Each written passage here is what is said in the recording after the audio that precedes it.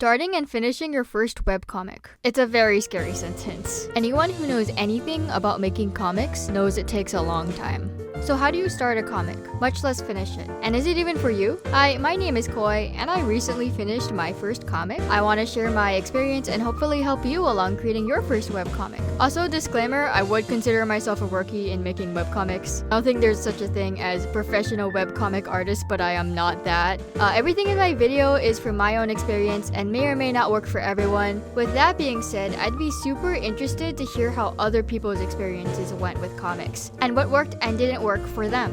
I have always been fascinated with the comic process. I've always wanted to try it, but I never felt like I was ready. And honestly, from my experience, the best way to figure out if you want to make comics is to make comics. Maybe you find you don't like the comic process and want to find other ways to tell your story. That's completely valid. Here are some pros and cons to making comics. Some pros are, you will have complete creative control over your project. Making a comic will improve your art and help you speed up your art process. I don't really draw backgrounds, so I really wanted to take this opportunity to practice backgrounds. So all of them are hand-drawn, and boy, you can tell. The massive amounts of time you will spend on your comic will force you to figure out shortcuts and ways to cut time. I learned a lot of things about clip I previously did not know, and some things include using the object tool and vector layers, and dipping my own toes into making brushes. A con is that comics take a lot of time, which is another reason why I would recommend starting out with a smaller comic.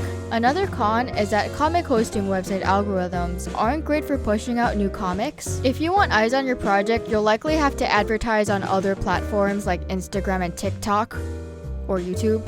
Just don't expect a big audience right away. Of course, everyone's journeys will be different, and not everyone will start small, so why should you? Well, have you ever heard of the term failing faster? In terms of creating, it's essentially making all of your mistakes as quickly as possible, learning from them, and moving on to bigger projects. Writing, drawing, posting, and sharing your comic takes a lot of work in a lot of different areas. Making a finished project will help you identify your strengths and weaknesses, and what works and what doesn't work for you. For example, before I did Wipeout, I did a 4-page comic and learned that I was absolutely not going to shade my comics over 20 pages. If I had started a bigger project with shading, I might have pressured myself into continuing to shade every page despite not feeling like it was worth the time. You will also put less pressure on yourself.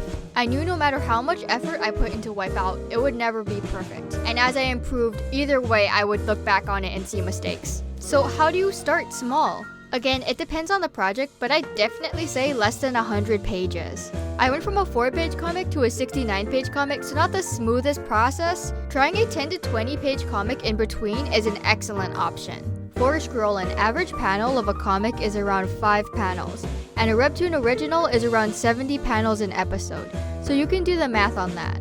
There are several ways you can format a comic, especially online.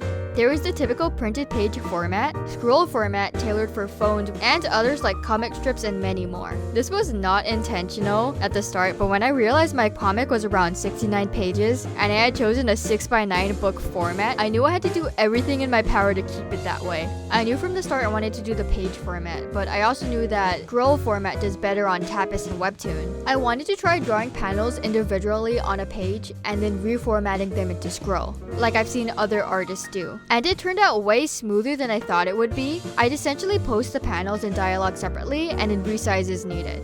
It's going to be different for every comic. Just keep in mind translating from page to scroll and page to print is much easier than scroll to page in print.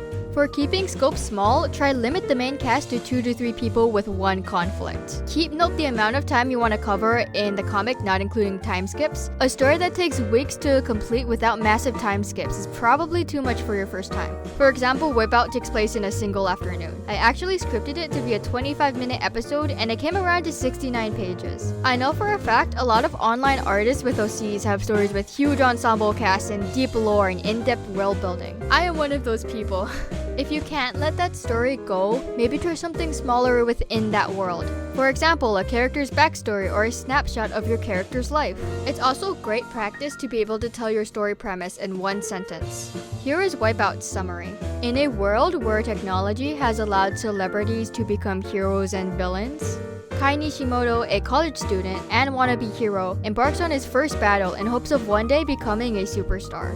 It's a pretty small glimpse in a world I would like to develop way more. If you really want to tell your big story, I do have another option that I use for Wipeout. It's pretty circumstantial and will not work for every story. It is a standalone comic with the ability to branch off into a further series. I've heard this is what published comics do to gauge how well received a comic will be, and it does have its downsides, but I do think it's worth considering. Like I said earlier, it's good to figure out your process and whether you want to do this or not. After you finish the first story, you can decide if you would like to continue it or work on a different project and have a completed product. Now I know what you must be thinking. Koi, are you gonna continue Wipeout? I'm not entirely sure. I would like to, I have ideas, but I need to do all the research and the writing first, so I'll get back to you on that. I'd recommend not setting any big goals that the protagonist can't defeat within the first comic. I've left a couple of cliffhangers and teasers in Wipeout, but it's a complete narrative. Every artist has a different process, and I would like to share mine. Since this was a shorter comic, I wanted to release it all at once, rather than the webcomic standard of posting a select number every week. This worked well for me because I didn't have to worry about external expectations or judgment. I could just jump around and keep my gerbil brain stimulated, and I could bring my full attention to the sharing process once it's done. I split the comic up into 3 acts according to story structure. It's a way for me to determine the beginning, middle, and end. Then I would split them up into smaller scenes, usually when the location change, and I would do the entire prep work for that scene. I did the 3rd act second because I wanted to pin down how many pages there were gonna be in total, since act 2 was the fight scene and could be flexible. Not having my pages public also allowed me to go back and fix mistakes. With all that being said, why did I make Wipeout? It's very simple. Boredom. Backtracking, it was my senior year of high school, and I was bored out of my mind. Due to some smart scheduling throughout high school, I had about 3 role classes my final year. During this time, I had bought a tiny notebook from Longs. I would write small character bits and random world ideas until I eventually came up with a story I wanted to tell. I scripted Wipeout within a month, and I knew this was probably the most free time I would ever have in my life, so I wanted to do something with it. I thought for my first attempt at writing, it was decent, and I wanted to get my work out there. I have completed my goal of being able to hold my comic in my hand and put it on my shelf. And let me tell you, the feeling is amazing. If you made it this far in this video, I'm guessing you're really considering whether you want to make comics or not. You'll never know unless you try, and if you're like me, you have that voice in the back of your head wondering, what if?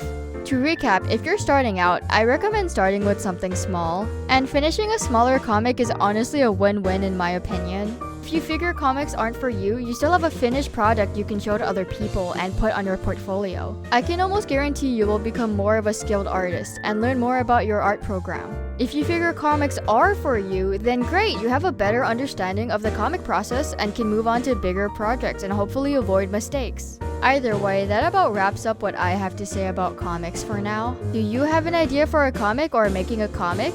Or just any project in general? I'd be interested to hear what you are working on. Thanks for watching! Koi out.